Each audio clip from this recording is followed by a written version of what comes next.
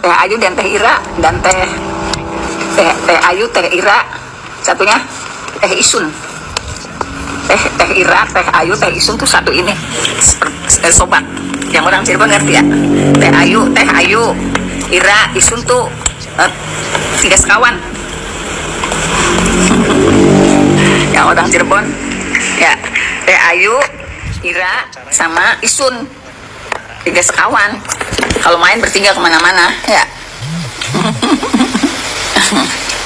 Lucu itu, saya ngeliat ekspresi Widinya tuh, Widi sama Meganya bengong gitu. Ira tuh kalau bahasa Cirebonnya kamu, itu ekspresinya tuh kalau lucu.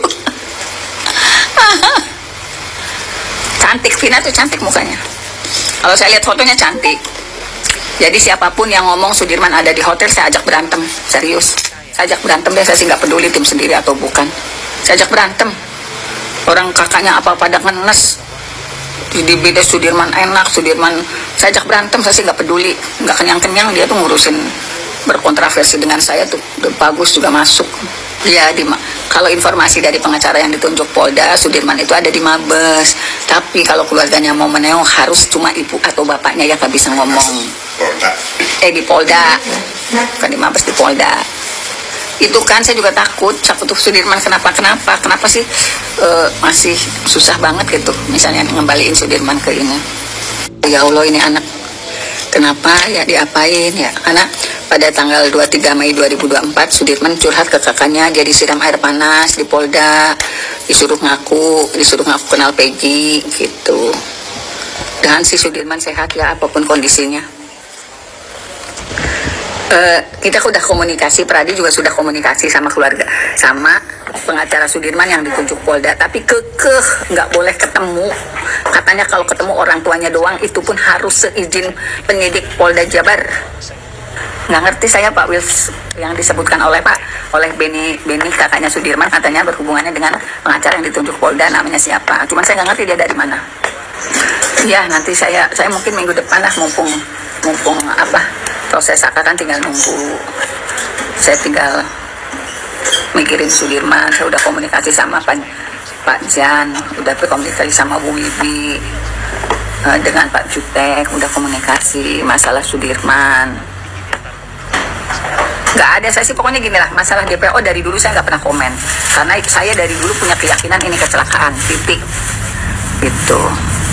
Kalau keluarga Sudirman pasti saya tolong, karena mereka juga dekat dengan saya. Kalau ada apa-apa juga, dulu waktu Sudirman pas Peggy tertangkap, keluarga Sudirman diuber-uber polisi, mereka juga datangnya ke rumah, tidur di rumah, nginap gitu.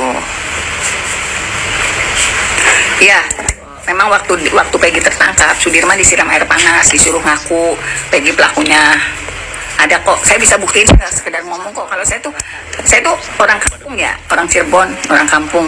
Jadi kalau misalnya ngomong nggak kayak pengacara yang pede, misalnya nggak ada fakta, ngomong enggak, saya ngomong ada faktanya gitu. Saya ada buktinya, karena apa? Kalau misalnya saya ngomong asal, waduh, dari pertama kali ngomong tampil kali saya udah diambil kemana. Nggak tahu Pak Rudiananya di mana, jalan-jalan kali. Ya, saya dan tim Pradi sedang berkomunikasi gimana caranya untuk bisa mengembalikan Sudirman ke lapas. Gitu, keluarganya juga kasihan. Ya, saya juga khawatirnya ada apa-apa sama Sudirman. Nggak ngerti saya, mawar merah. Jadi di berkas ini tuh ternyata ada percakapan yang kalimat gajol, makanya ternyata dulu tuh, tapi kan ini tidak pernah disampaikan oleh penyidik, nggak pernah disampaikan. Ini kayaknya kecelip ya berkasnya, keselip dengan tidak sengaja. Artinya sebetulnya di tahun 2016 paham ini tuh kecelakaan, paham. Buktinya ada percakapan Vina sama si Widi, paham ini tuh sebetulnya. Astagfirullah, ngeri amat ya segitunya sampai orang. Kita sedang berunding gimana caranya. Saya sama tim Pradi sedang mencari cara agar bisa ke Sudirman dikembalikan ke lapas Cirebon, karena yang lainnya udah.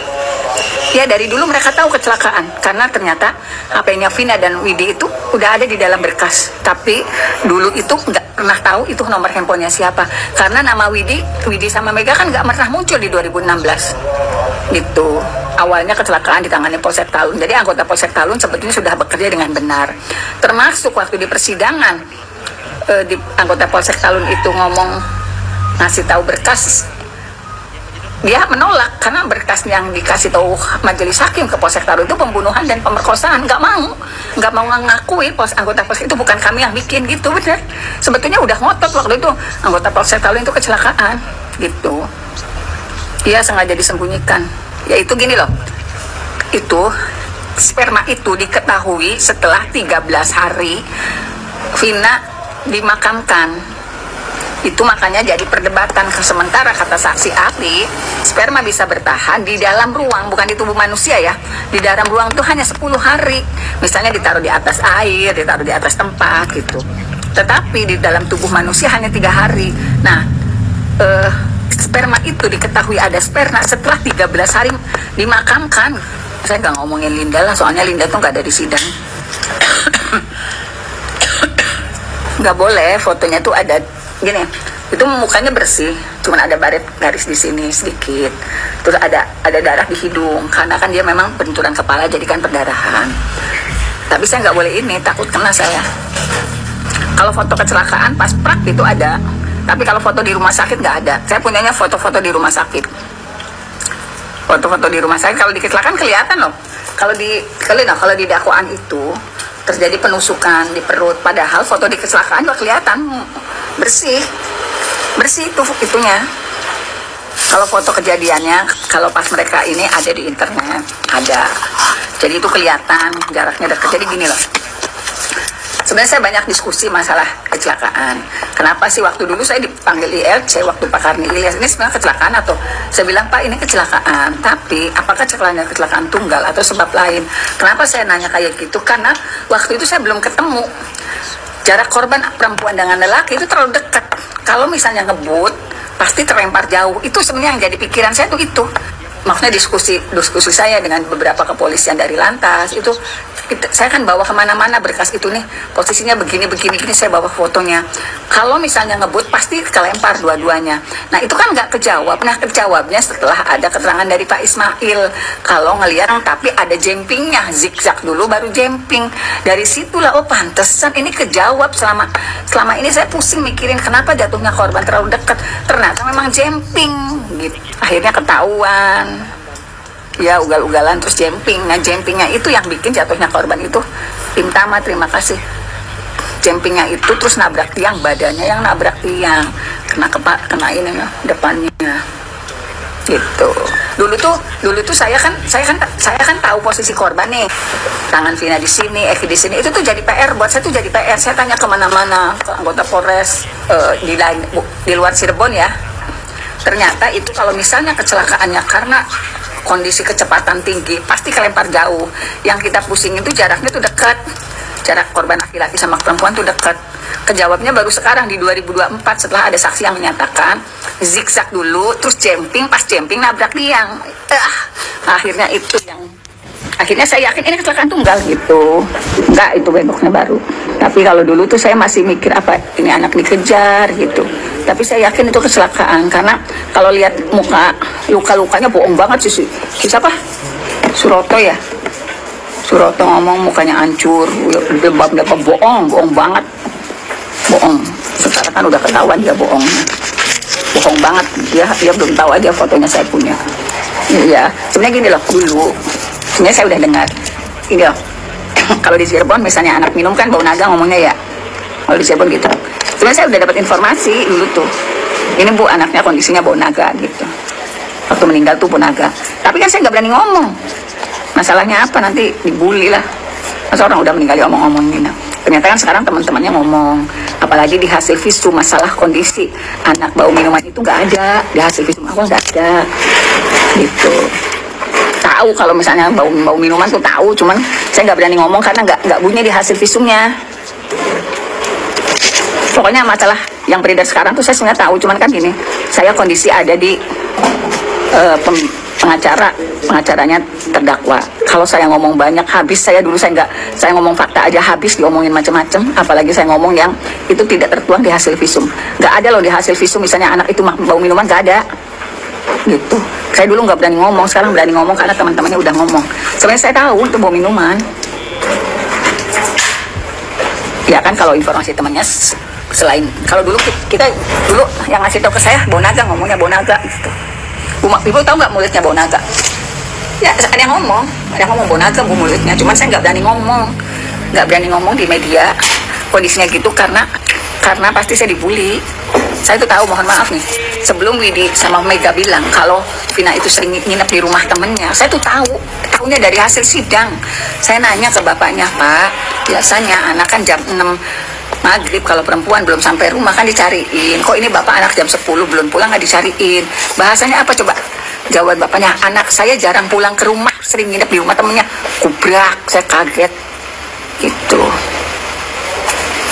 Tapi saya nggak berani ngomong, walaupun itu saya tahu di sidang 2016 ada kalimat itu, saya nggak berani ngomong. Berani ngomongnya karena kan kalau mohon maaf nih, kalau dari kakaknya kan anaknya diem, alim, nano gitu. Sebenarnya di sidang tuh nggak bunyi begitu. Saya juga udah minta tolong LPSK masalah Sudirman. Ya, Sudirmannya nanti saya lagi rundingan sama Pradi. Kita harus ngapain buat Sudirman? Kita lagi berunding. Keterangan bapaknya di sidang, jarang pulang ke rumah karena sering nginep di rumah temannya. Benar, keterangan bapaknya, saya nggak ngomong bohong, itu di sidang dia ngomong gitu. Cuman saya takut, dulu kenapa saya nggak ngomong, karena saya takutnya dibully, takutnya ibu orang dia anak baik gitu. Kalau saya sih sebenarnya nggak mau komen lah apa yang dia omongin keluarganya. Cuman saya juga kok aneh sih ngomongnya begini, kok aneh sih ngomongnya begini gitu aja. Posisinya kata pengacara yang ditunjuk Polda ada di Polda. LPSK kalau kesakatata udah turun ya, saya tuh salut loh ke LPSK tuh. Kemarin aja, wah kalau LPSK sih sakan nih kalau misalnya sidang, pokoknya sakan nih di areal pengadilan, di areal kepolisian itu pengamamannya paripurna, makan aja nggak boleh sama kita, harus yang dari LPSK. Minum apa ngerokok itu dikasih sama LPSK, nggak boleh. Luar biasa hebat LPSK tuh. Ke toilet aja ditungguin, bener. Salutlah tentang LPSK, luar biasa LPSK. Bener, nggak boleh dia ngerokok, nggak boleh yang beli, harus dikasih LPSK. Makan nggak boleh. Nggak tahu, saya sih udah nggak mau ngomongin Komnas sama nunggu kalau polisi yang aku ngegebukin baru diumumin. Saya udah emosi. Udah ada yang aku begana begini.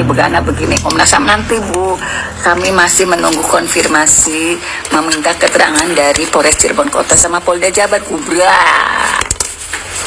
Kalau Sudirman sama Saka memang pegangan saya dari dulu. Cuman setelah Peggy ditangkap tanggal 21, tanggal 23 tuh Sudirman dipaksa cabut kuasa dari saya. Nggak tahu surupannya siapa yang ngatur, apa kesurupan beneran apa diatur, nggak ngerti saya. Nggak mau ngomongin lah soal kesurupan, mah terserah dia mau kesurupan terus, juga terserah. Itu disiram air panas Sudirman tuh waktu setelah Peggy tertangkap disuruh ngaku. Ya, Sudirman ngeluh ke kakaknya, Ang masih dikebugin, Ang masih disiram banyu panas gitu. Makanya doain ya Sudirman. Ya awas kalau Sudirman kenapa kita demo, boleh gitu. Bapak wartawan, dia pernah jadi pemimpin redaksi, pernah jadi ketua PWU, saya juga sama wartawan. Cuman kalau Bapak lebih ke media sosial, lebih jalan, dia mah seneng. Kalau saya nggak ini, karena saya tuh orangnya nggak serius orangnya. Nggak, saya itu susah cair di komunitas yang ini susah. Tapi kalau udah ini tuh, kata siapa, iya lagi sakit, saya serius sakit, enak badan, saya pengen tidur tadinya siang-siang tuh. Mudah-mudahan bisa. Iya, Pak Deddy sudah bilang supaya saya kuliah, cuman kan dikembalikan ke anaknya. Enggak lah, orang udah meninggal kok. Hasil visum Eki. Tuh foto-foto sih banyak ya, cuman saya nggak bisa kasih. Ini foto-fotonya ada nih.